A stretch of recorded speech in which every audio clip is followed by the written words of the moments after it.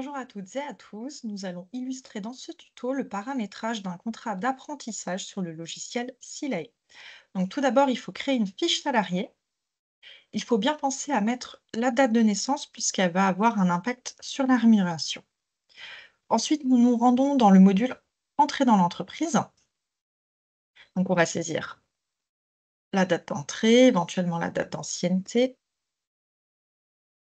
Et nous allons cliquer sur Informations complémentaires. Donc, il va falloir renseigner les informations liées au diplôme préparé. Cela va permettre d'alimenter une rubrique spécifique en DSN.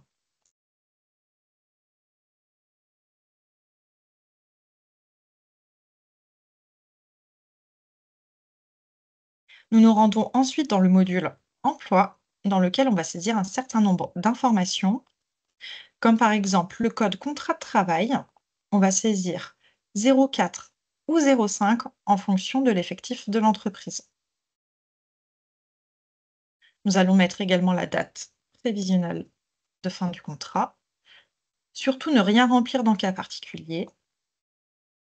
On va également saisir la date de début de contrat, la date de signature et le motif de début d'emploi qui est une embauche en code 001.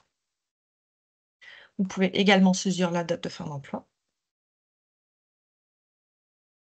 Ensuite, un peu plus bas, nous passons à définition de l'emploi. Donc, on va venir saisir la convention collective et la classification métier, finalement, comme pour tout salarié. Donc, on voit qu'il y a un certain nombre d'informations qui sont apparues. Au niveau du code caractéristique de l'activité, nous souhaitons un code 90. On va venir le chercher. Donc 90 salariés non concernés. On souhaite également un code 90 dans le code statut professionnel. Mais comme on peut voir, c'est grisé et verrouillé.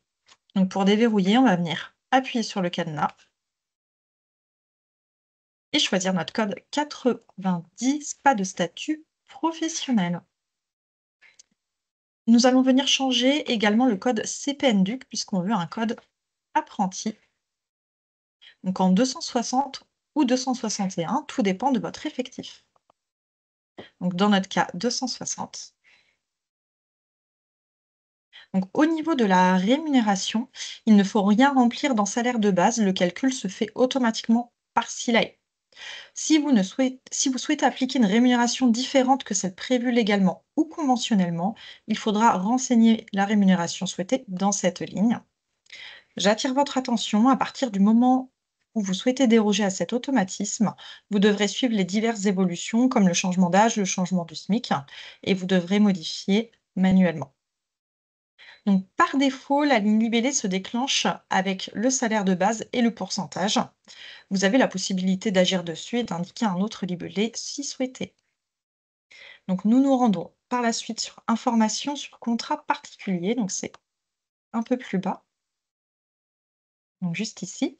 Donc on va bien vérifier qu'il y a la date de signature. On va rajouter la date de début de contrat. Donc dans ce tableau, vous allez remplir la période en fonction de l'année d'études de l'apprenti. Si c'est sa première, deuxième ou troisième année.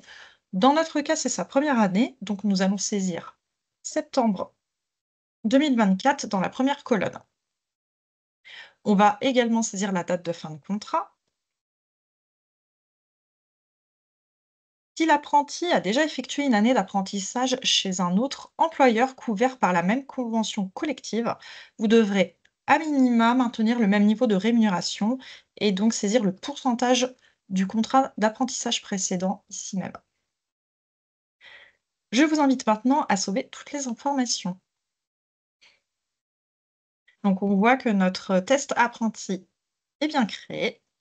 Donc nous allons pouvoir maintenant calculer un bulletin de salaire.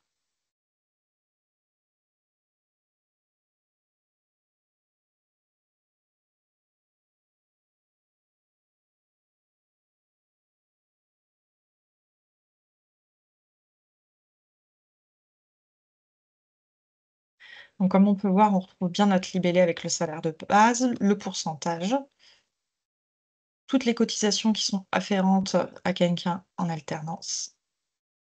Voilà.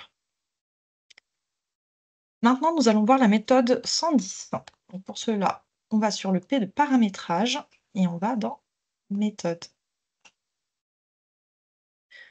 On va venir saisir 110, confirmer.